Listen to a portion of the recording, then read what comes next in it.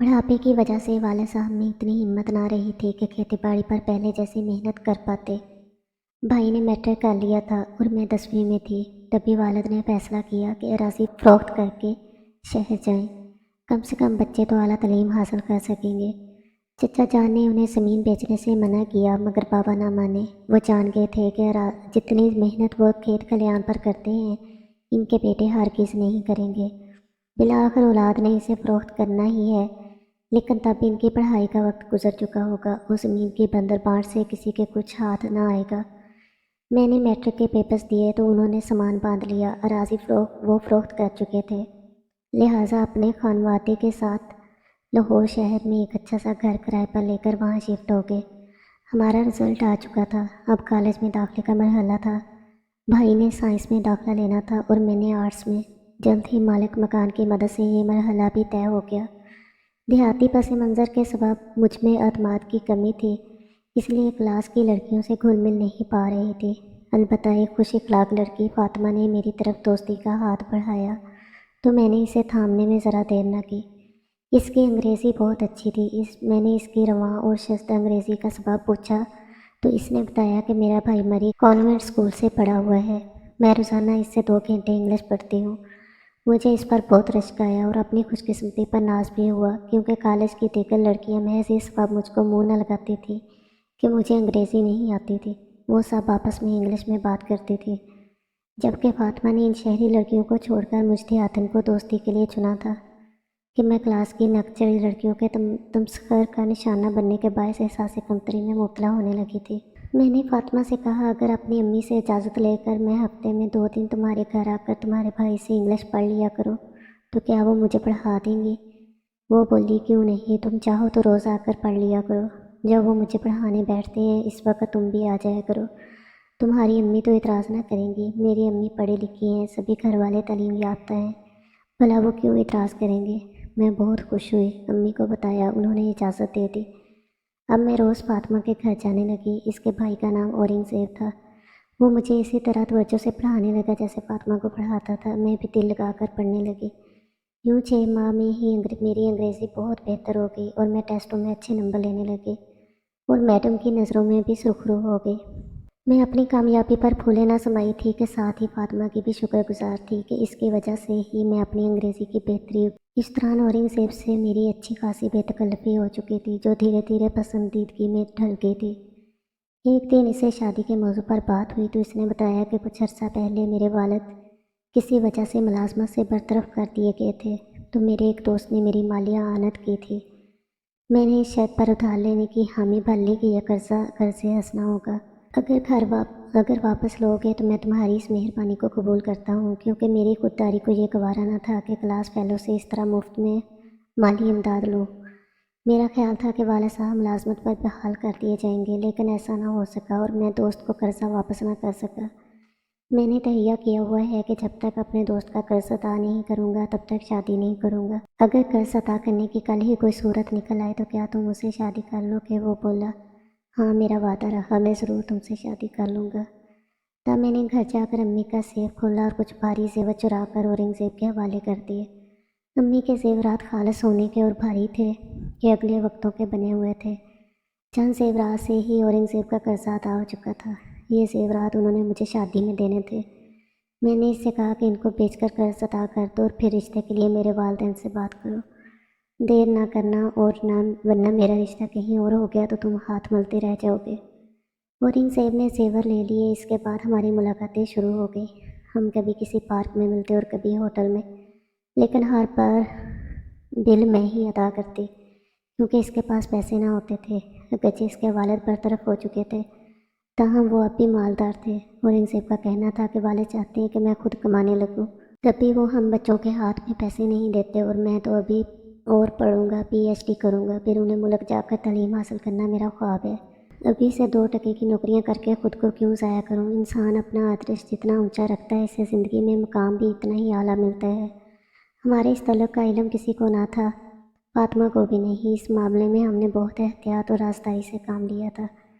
تعلیم مکمل ہونے کے بعد میں گھر بیٹھ گئی۔ اب میں زیب سے مل نہیں سکتی تھی، مجبور ہو کر فاطمہ کا سہارا لیا۔ اس کی وجہ سے کبھی کبھار اس کے گھر میں زیب سے مل لیتی تھی۔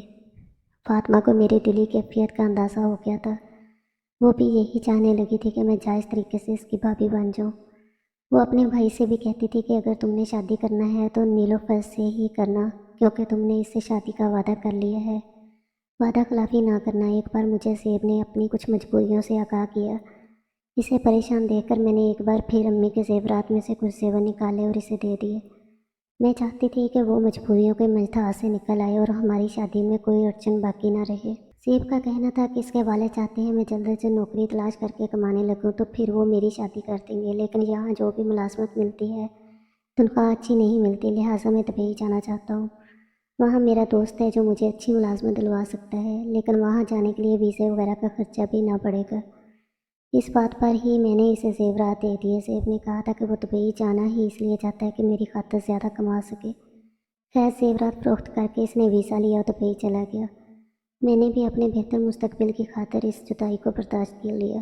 ادھر میرے رشتے آ رہے تھے۔ دبئی جانے سے قبل میں نے زیب سے ذکر کیا تو اس نے کہا میں تو جا رہا ہوں، ٹکٹ بھی لے چکا ہوں، تم فاطمہ سے کہو، امی ابو اس کی بات زیادہ سنتے ہیں۔ میں نے فاطمہ سے کہا تو اس نے اپنے والدین کو بتایا کہ اورنگزیب بھائی نیلوفر کو پسند کرتے ہیں، آپ نے بھی لڑکی دیکھی ہوئی ہے، بہت اچھی ہے۔ زیب بھائی مجھ سے کہہ کر گئے ہیں کہ میں آپ لوگوں کو یہ بات بتا دوں، آپ فوراً رشتہ مانگ لیں، ایسا نہ ہو کہ میرے بھائی کی خوشی کسی اور کی ہو جائے، کیونکہ اس کے بہت رشتے آ رہے ہیں۔ اس کے والدین نے مجھے دیکھا پرکھا ہوا تھا، لہٰذا انہوں نے فوراً میری امی سے بات کی اور امی نے بھی یہ سوچ کر کہ یہ اچھے لوگ ہیں ابو کو منا لیا۔ یوں غیر متوقع طور پر میرا رشتہ ہو گیا۔ میں تو اتنی خوش تھی جیسے سارے جہان کی خوشیاں مجھے مل گئی ہوں۔ سوچ بھی نہ سکتی تھی کہ میرے خوابوں کی تعبیر یوں اچانک مجھے مل جائے گی۔ جب زیب دبئی سے آیا اور میں نے اسے یہ خوشخبری سنائی تو وہ ذرا بھی خوش نہ ہوا، بلکہ اس کا چہرہ اتر گیا۔ میں حیران رہ گئی، کہا کہ دبئی جا کر تم کو کیا ہوا ہے، تم تو پہلے جیسے نہیں رہے ہو۔ اس نے کہا کہ حالات دور جانے سے بدل بھی جاتے ہیں، اور میرا ہاتھ جھٹک کر چلا گیا۔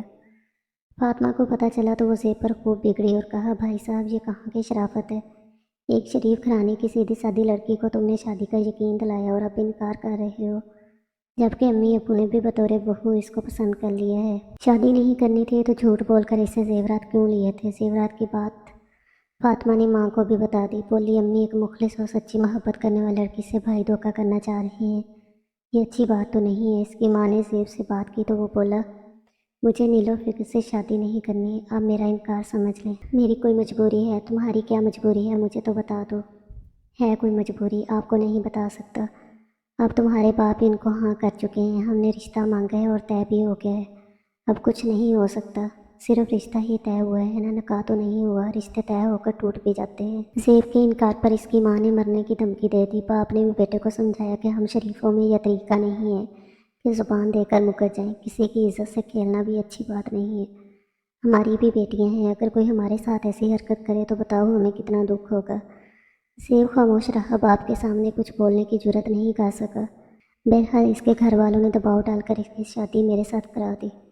سہاگ رات کو جب زیب نے میرا گھونگھٹ اٹھایا تو اس کے چہرے پر عجیب سی مجبوری نقش تھی، خوشی کا احساس تھا ہی نہیں۔ خوشیوں کے پھول میری جھولی میں ڈالنے کی بجائے انہوں نے یہ خط میرے ہاتھ میں تھما دیا اور کہا کہ اسے پڑھ کر خوب سوچ سمجھ کر فیصلہ کر لو، میں ذرا دیر باہر چلا جاتا ہوں، جب تم خط پڑھ کر سوچ سمجھ لو گی تو واپس آ کر تمہاری مرضی معلوم کر لوں گا۔ یہ کہہ کر وہ باہر چلے گئے۔ میں نے کانپتے ہاتھوں سے لفافہ کھولا، خط پڑھا تو میرے ہوش اڑ گئے۔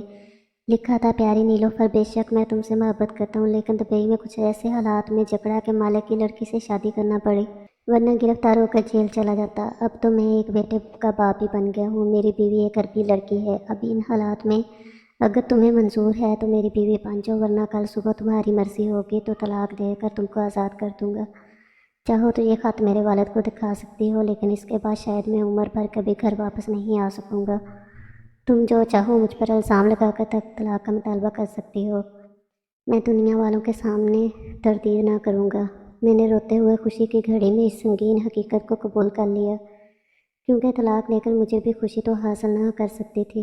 زیب 15 روز رہے، ان کی چھٹی ختم ہو رہی تھی، انہوں نے واپس دبئی جانا تھا۔ وہ مجھے ساتھ نہ لے جانا چاہتے تھے، مگر میرے ساس سسر ان کے سر ہو گئے کہ اپنی دلہن کو ساتھ لے کر جاؤ۔ انہوں نے اپنے والد سے وعدہ کیا کہ 15 دن کے اندر اندر واپس آ کر میں نیلوفر کو ساتھ لے جاؤں گا۔ اس دوران ویزے کے لیے مطلوبہ کاغذات، نکاح نامہ وغیرہ لے جا رہا ہوں۔ 15 روز بعد میرے سسر نے زیب کو فون کیا، اب وہ سمجھ گیا کہ نیلوفر کو نہ بلوایا تو یہ دبئی پہنچ جائیں گے، پھر حل وہ ویزا لگوا کر دوبارہ آئے اور مجھے ساتھ لے گئے۔ یہاں آ کر ماحول دیکھا تو حیرت کی تصویر بن گئی۔ زیب کو مجھ سے کوئی لگاؤ تو نہ تھا، ان کی ساری محبت اپنی پہلی بیوی کے لیے تھی۔ انہوں نے مجھے ایک دوست کے گھر چھپا دیا اور پہلی بیوی کو میرے بارے میں نہ بتایا۔ بہت کم میرے پاس آتے، جب میں روتی تو ان کا دوست اور اس کی بیوی مجھے تسلیاں دیتے، کہتے بھابھی آپ نہیں جانتی، یہ بیچارہ بس دل لگی میں پھنس گیا، ورنہ اس کو شادی آپ سے ہی کرنا تھی۔ یہ دل لگی زیب کو مہنگی پڑی۔ نوکری میں ترقی اور زیادہ تنخواہ کے لالچ میں عربی سیٹ کی دل پھینک لڑکی کی لگاوٹ دیکھ کر اس کی ہمت افزائی کی اور سمجھا کہ یہ وقتی ہے، مگر وہ لڑکی بھی اتنی سنجیدہ تھی کہ اس کا ناطقہ تنگ کر دیا۔ نوکری میں ترقی اور زیادہ تنخواہ کے لالچ میں عربی سیٹ کی دل پھینک لڑکی کی لگاوٹ دیکھ کر اس کی ہمت افزائی کی اور سمجھا کہ یہ وقتی ہے، مگر وہ لڑکی بھی اتنی سنجیدہ تھی کہ اس کا ناطقہ تنگ کر دیا۔